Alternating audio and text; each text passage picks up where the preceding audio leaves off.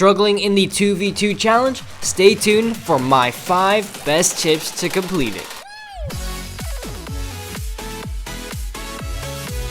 Hey guys, it's Legendaray here, and today I'm going to be giving my 5 best tips to help you complete the 2v2 Clash Royale League challenge. This challenge has some super good rewards with so many cards you can win and 220,000 gold for those of you that complete the 15 wins. Now I'm sure you guys all want to win this challenge, so without further ado, let's get right into the tips. Number 1, the basics. First thing on the list, always show your opponent's card rotation. Just toggle it on, it's not even that hard.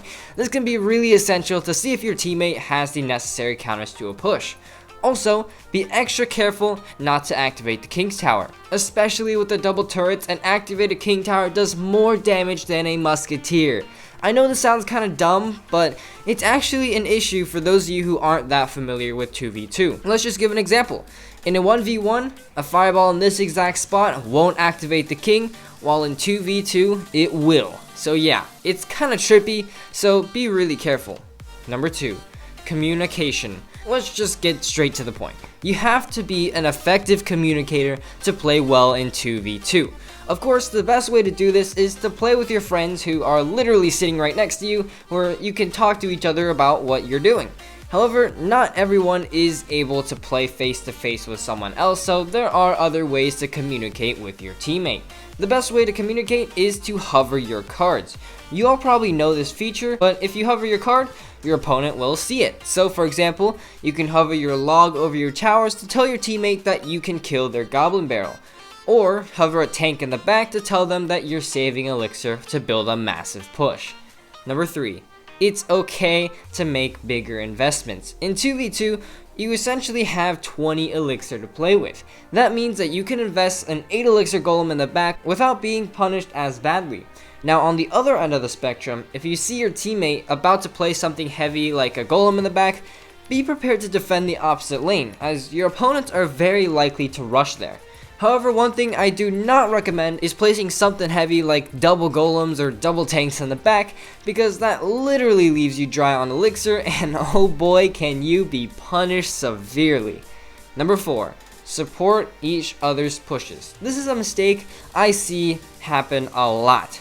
You're not just playing 2 1v1 matches on the same field, so don't play your deck like you do in 1v1. 2v2 is a team-oriented game mode.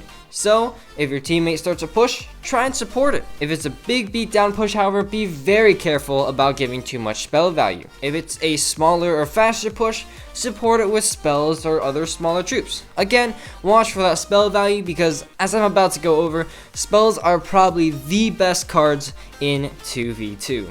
Number 5, spells are OP.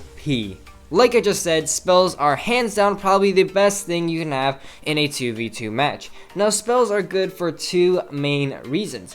First, spell value. With so many units on the screen in 2v2 in so many situations, you can just get so much value with your spells. So generally, both you and your opponent should have at least 2 spells in each of your decks, if not more.